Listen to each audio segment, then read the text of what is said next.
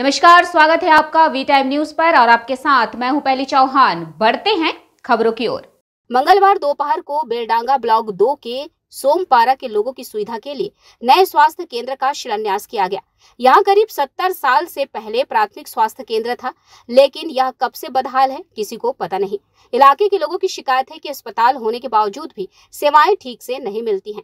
इसी को ध्यान में रखते हुए माननीय मुख्यमंत्री ने आम लोगों के स्वास्थ्य को ध्यान में रखते हुए ऐसी पहल की है। शिलान्यास बेलडांगा ब्लॉक 2 के बीडीओ तुहीन कांति घास, शक्तिपुर स्वास्थ्य केंद्र के BMOH तरुण बारुई और पंचायत समिति के अध्यक्ष आताउर रहमान की पत्नी।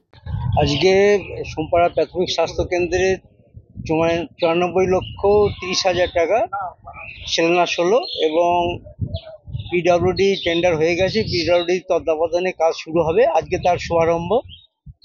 এবং এই এলাকার 8-10 হাজার যে এখানকার নাগরিক, তারা শক্তিপুর পর্যন্ত তাদের আর যেতে হবে না। এখানে 6 শয্যা বিশিষ্ট একটা প্রাথমিক স্বাস্থ্য কেন্দ্র নতুনভাবে গড়ে উঠবে।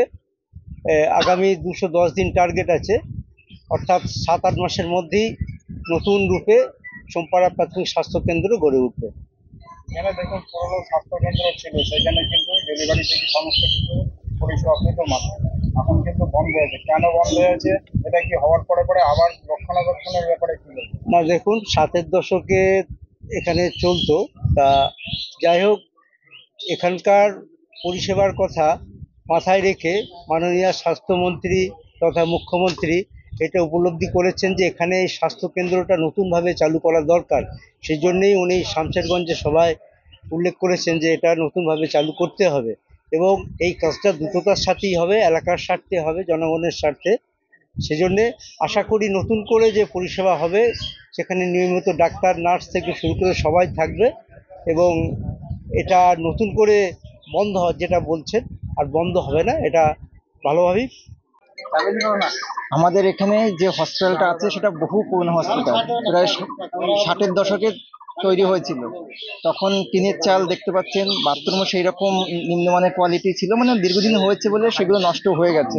আগে এখানে ডেলিভারিও হতো, তখন ডাক্তারও নিয়মিত থাকতো।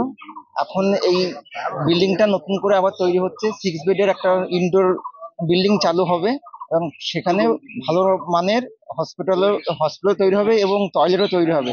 তখন আবার নতুন করে রিক্রুটমেন্ট হবে, অনেক লোকজন থাকবে। তখন আশা করি যে টয়লেটগুলো নোংরা অপরিষ্কার পরিচ্ছন্ন থাকে সেগুলো আর থাকবে না। আমরা সবসময় সেটা ভালো রাখার বা আমাদের যে যদি আনটেড ফান্ড থেকে সেখান থেকে এক্সট্রা আমরা লোক লাগিয়ে সেগুলো ভালো রাখার অবশ্যই চেষ্টা করবো। আশা করছি যেদিন আমার অলরেডি এখানে হসপিটাল চালু আছে। প্রথমেই আমরা ধন্যবাদ জ্ঞাপন করছি আমাদের বাংলার মুখ্যমন্ত্রী মাননীয় মমতা বন্দ্যোপাধ্যায়কে, যে আমাদের গ্রামগঞ্জে পিছিয়ে পড়া এলাকায় আজকে যে 94 লক্ষ টাকা দিয়ে হসপিটাল পুনরায় নির্মাণ করার জন্য যে ব্যবস্থা তিনি করেছেন তার জন্য আমরা সাধুবাদ জানাই।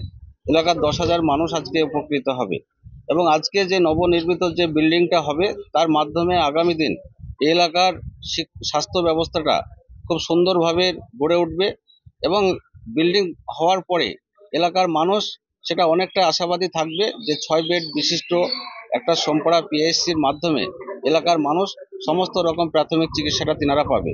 এবং আজকে এই সোমপারা PHC শুধু আজ 10,000 মানুষ নয়, এই 10,000 মানুষের সঙ্গে সঙ্গে আজকে আমরা বেলডাঙ্গা 2 পঞ্চায়েত সমিতির 11টা গ্রাম পঞ্চায়েত জড়িয়ে রয়েছে। আমাদের যদিও শক্তিপুরে মেন স্বাস্থ্যকেন্দ্র রয়েছেন, তার পাশাপাশি আমরা গ্রামগঞ্জের মানুষকে এই ধরনের স্বাস্থ্য ব্যবস্থাটা যাতে আরো আমরা পরিষেবাটা সুস্থভাবে দিতে পারি তার জন্য এর জন্য আবেদন রাখা হয়েছিল এবং বাংলার মুখ্যমন্ত্রী সেই আবেদনে সাড়া দিয়ে এলাকায় আজকে নতুন করে বিল্ডিং এর দ্বার উদ্ঘাটন হতে চলেছে। वी टाइम न्यूज के लिए मुर्शिदाबाद से मिलन सरकार की रिपोर्ट।